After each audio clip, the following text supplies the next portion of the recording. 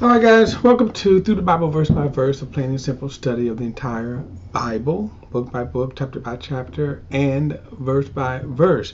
Now, also, let me just say this. The sound you may hear behind me here is fireworks. My neighborhood is still celebrating. Some people, I should say, are still celebrating Independence Day. So anyway, if you hear sound, it is fireworks. All right, we're in 2 Samuel chapter 17. We're going to see the tragic end of Absalom. His pride, his inexperience. To me, the biggest failure is not seeking God. Okay, now I'm going to get into it because we're going to cover a lot. All right, now.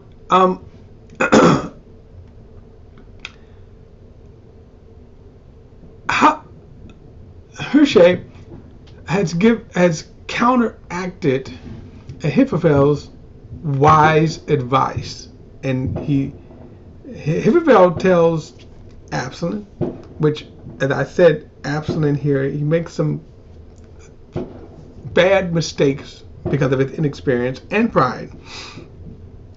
Why would he have Hushai on as a counselor anyway, knowing, or he should have known, and this is probably inexperience, that Hushai would be loyal to his father, and at the very least, why would you trust him? But he does, and then he takes the advice that Hushai gives over Ahithophel's advice, and I think that was because of his pride. Now I'm going to pick up at verse 15. Hushai then told the priests Zadok and Abiathar, this is what Ahithophel advised Absalom and the elders of Israel, and this is what I advise. Now, I'm getting a little better at pronouncing some of these things, but not close. So that's why, if you see me in previous studies, how I butcher some of these names, getting a little better at it. So, all right, verse 16. Now, it says, and this is what I advise. He says, verse 16. Now, send someone quickly and tell David, don't spend the night in the wilderness ford of the Jordan, but be sure to cross over, or the king and all the people with him will be destroyed. Jonathan and Ahimaaz were staying in the Irogel, where a servant girl would come and pass along information to them. They in turn would go and inform King David, because they dared not be seen entering the city. However, a young man did see them and informed Absalom. So the two left quickly and came to the house of a man in Bahurim. He had a well in his courtyard, and they climbed down into it. Then his wife took the cover, placed it over the mouth of the well, and scattered grain on it, so that nobody would know anything. Absalom's servants came to the woman at the house and asked, where is Ahimaaz and Jonathan? Ahimaaz. I'm sorry. They passed by towards the water. The woman replied to them. The men searched but did not find them, so they returned to Jerusalem. After they had gone, Ahimaaz and Jonathan climbed out of the well and went and informed King David, and they told him, get up and immediately ford the river, for Ahithophel has given this advice against you. So David and all of the people with him got up and crossed the Jordan by daybreak, and there was no one who had not crossed the Jordan. When Ahithophel realized that his advice had not been followed, he saddled his donkey and set out for the house in his hometown. He set his affairs in order and hanged himself, so he died and was buried in his father's tomb. Now, on the one hand, you could say sad ending, But it was sad because Ahithophel foolishly followed a doomed regime. But he foolishly followed. Why would he follow Absalom? Why would he make the choice? Why would he think in his wisdom? Why would he think that would be good? And that's the kind of thing about it. And then, of course, as you see now, once he realized his advice, and again, this is perplexing to me because he had the wisdom enough to see the jig is up. It's over. So he said, you know what? Absalom, this fool, is not doing what is right. It's over. And as I said, the most foolish thing, baffling thing to me would be, why did he think by switching and betraying David that was going to work? So, kind of interesting right here. David would later write about Ahithophel in one of his Psalms.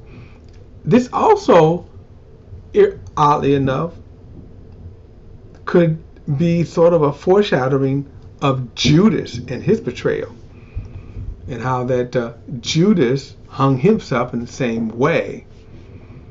Verse 24, David had arrived at Mayhem by the time Absalom crossed the Jordan with all the men of Israel. Now, Absalom had anointed, Absalom had anointed Amasa over the army in Joab's place. And Amasa was the son of a man named Ithra, the Israelite.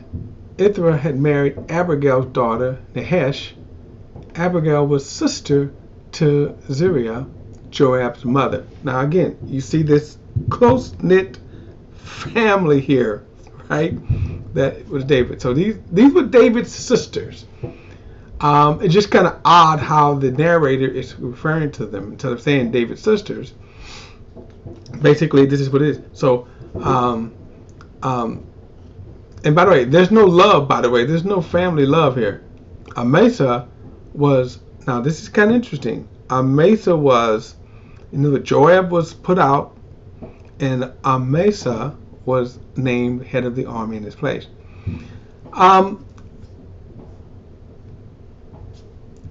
What they call it, spoiler alert, Joab is not going to have it, but I'm jumping ahead.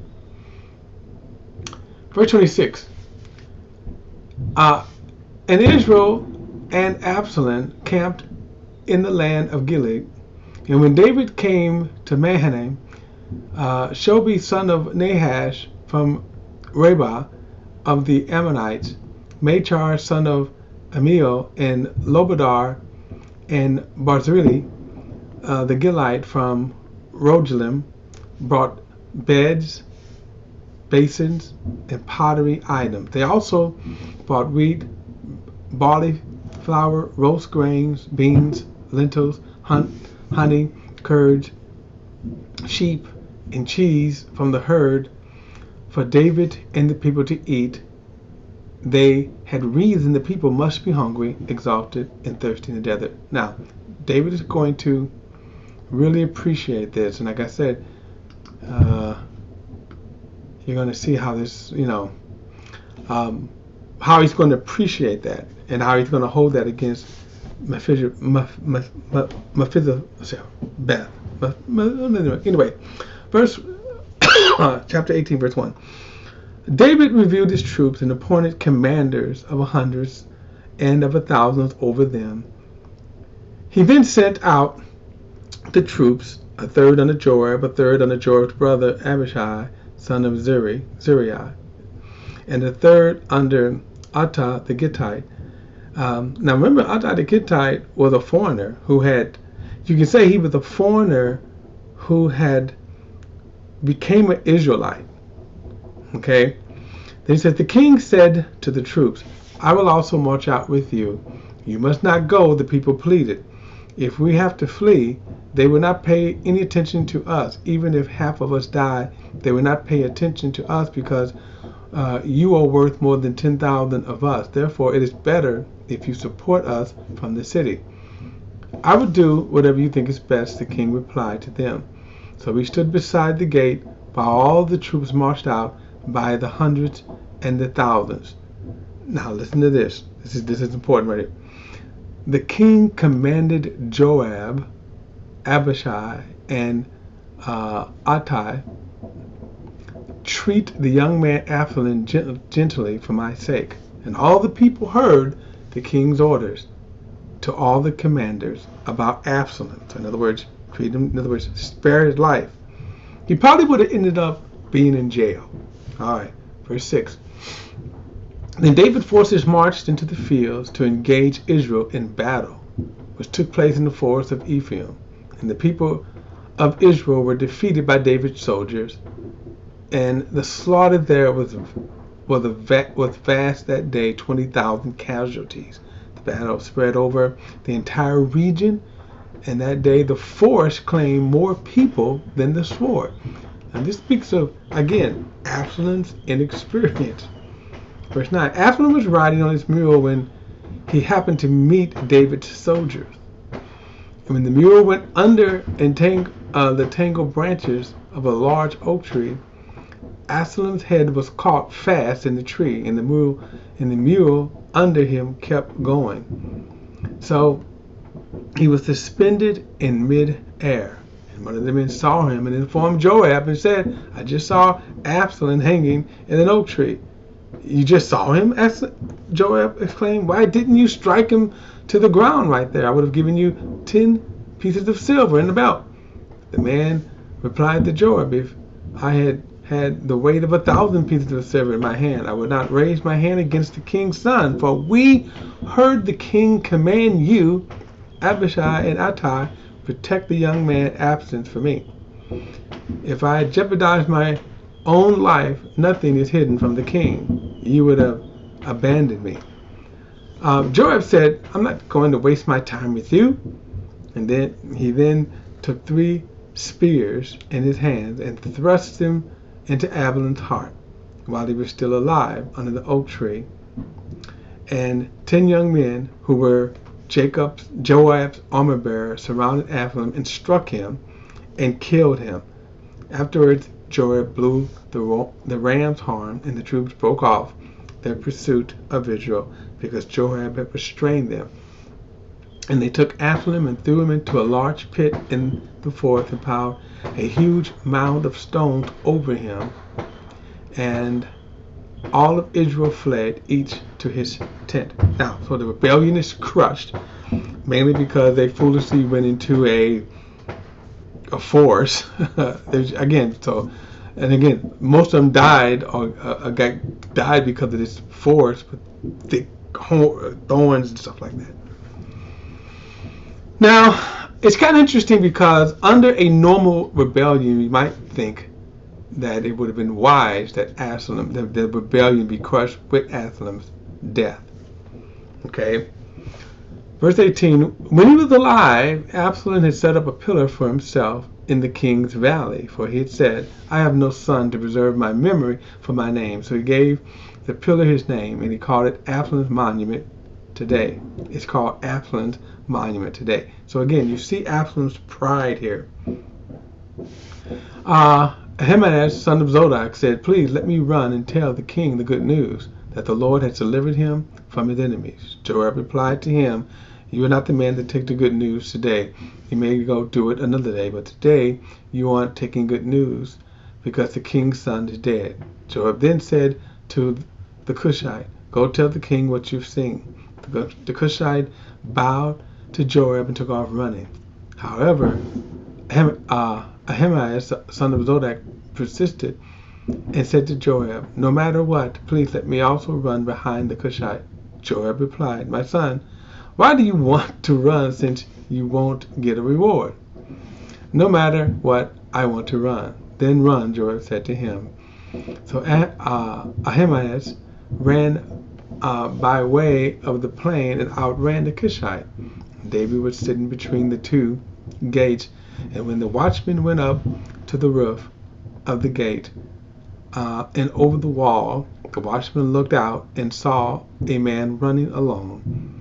And he called out and he told the king. The king said, if he's alone, he bears good news. As the first runner came closer, the watchman saw another man running, he called to the gatekeeper, "Look, another man is running along. This one is also bringing good news," said the king. The watchman said, "The way of the first man runs looks to me like the running of Ahimaaz, son of Zodok runs. This is a good man. He comes with good news," the king commented. Ahimaaz called out to the king all his wealth, and he bowed down to the king with his face to the ground. He continued, "May the Lord your God be praised. He delivered up the men who rebelled against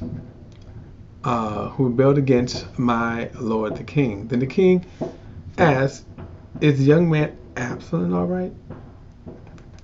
And Ahimaaz replied, "When Joab sent the king's servant and your servant, I saw a big disturbance, but I didn't know what it was." Then the king said, "Move aside and stand there." So he stood to one side. Just then the Cushite came and said, "May the Lord the king hear the good news. Today the Lord has delivered you from those rising up against you."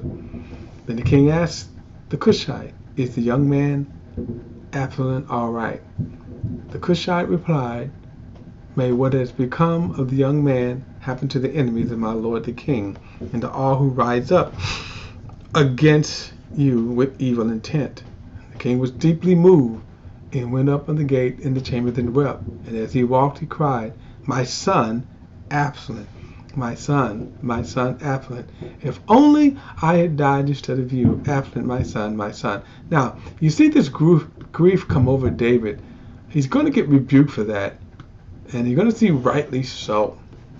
Okay, I'm going to go a little longer because I'm going to finish chapter 19 here. It was reported to Joab that the king is weeping. He's mourning over Absalom. That day victories were turned into mourning for all the troops, because on that day the troops heard the king is grieving over his son. So they returned to the city quietly that day, like people come in when they are humiliated after fleeing in battle. But the king hid his face, and he cried out at the troops, and his voice, "My son Absalom, Absalom, my son Absalom." Then Joab went into the king's. Then Joab went into the house to the king and said, "Today you have shamed all of your soldiers, those who rescued you, your life, and the lives of all of your servants and daughters, your wives and your concubines. You love your enemies and hate those who love you. Today you have made it clear that the commanders and the soldiers mean nothing to you. In fact, today, if I know that if Absalom were alive and all of us were dead, it would be fine with you." And actually, Joab, as wicked as he is speaking some truth. David was really kind of overdoing it over the grief, especially over a son, really who had always been at odds with him. Right? In other words, why was he grieving this much over Absalom? Because certainly Absalom would have killed him and not thought about it twice. Verse 7, "Now get up, get out and encourage your soldiers, for I swear by the Lord that if you don't go out, not a man will remain with you tonight. This would be worse for you than all the trouble that has come to you from your youth until now." So the king got up, sat at the gate, and all of the people were told, "Look, the king is sitting in the gate." Then all came into the king's presence. Meanwhile, each Israelite had fled to his tents, and all the people among all the tribes of Israel were arguing. "The king delivered us from the grasp of our enemies, and he rescued us from the grasp of the Philistine. But now he has fled from the land because of Absalom. But Absalom, the man we anointed over us, has died in battle. So why do you say nothing about restoring the king?" King David sent word to priests Zadok and Abiathar and said to the elders of Israel, Why should you be the last to restore the king to his palace? And the talk of all of Israel had reached the king at his house. You are my brothers, my flesh and blood. So why should you be the last to restore the king? And tell Amasa, aren't you my flesh and blood? May God punish me and do so severely if you don't become commander of my army from now on instead of Joab. Now, as I said, we're going to see what Joab says about that, and it won't be good. But again, why is he appointing Amasa over his king? He was a part of the rebellion. And that's kind of baffling to me. Verse 14. So he went over all the men of Judah, and they sent word to the king, come back, you and all your servants. Then the king returned, and when he arrived at Jordan, Judah came out to Gilead to meet the king and escort him across the Jordan. Now, it is possible here that David is doing this in a sense to kind of quench the civil war that could happen. After all, remember, you had people who rebelled against him. Those in Israel rebelled against Judah, the king. Verse 16, Shimei, son of Gera, remember him, the Benjamite from Bahurim, hurried down with the men of Judah to meet the King David. And there were 1,000 men from Benjamin with him. Ziba, an attendant from the house of Saul, with his 15 sons and 20 servants, also rushed down to the Jordan ahead of the king, the ford in the Jordan, to bring the king's household across and to do whatever the king desired. And when Shimei, son of Gera, crossed the Jordan, he fell down before the king and said to him, my lord, don't hold me guilty, and don't remember your servant's wrongdoings on the day my lord the king left Jerusalem. May the king not take to heart, for your servant knows that I have sinned. But look, today I am the first one of the entire house of Joseph to come down and to meet my lord the king. So, oopsie daisy, right? But he does repent. So did David forgive him? So verse 21, Abishai, son of Zuri, asked, shouldn't Shimei be put to death for this, because he cursed the Lord's anointed? And David answered, sons of Zuri, do we agree on anything? He just kind of snapping at him. Have you become my adversary today? Should any man be killed in Israel today? Am I not aware that today I'm king over Israel? So the king said to Shimei, you will not die. You will not die. Then he gave him his oath. Now, this is sad here. Mephibosheth, Saul's grandson, also went down to meet the king. He had not taken care of his feet, trimmed his mustache, or washed his clothes from the day the king left until the day he returned. And when he came from Jerusalem to meet the king asked him, Mephibosheth, why didn't you come with me? Now, this was something that obviously David really took to heart. He really took this to heart. Verse 26, my lord the king, he replied, my servant Ziba betrayed me. Actually, your servant said, I'll saddle my donkey for myself, so that I may ride it and go with the king, for your servant is lame. Ziba slandered your servant to my lord the king, but my lord the king is like the angel of God. So do whatever you think is best. For my grandfather's entire family deserves death for my lord the king. But you set your servant among those who ate at your table. So what further right do I have to keep on making appeal to the king? The king said to him, why keep on speaking about these matters of yours? I hereby declare you and Ziba are to divide the land. Mephibosheth said to the king, instead, since my lord the king has come to his place in safety, let Ziba take it all. Now, I don't know if he does take it all. And here's my thing. It seems like David had awarded Ziba for his kindness, his act of kindness. And as I said, I think Mephibosheth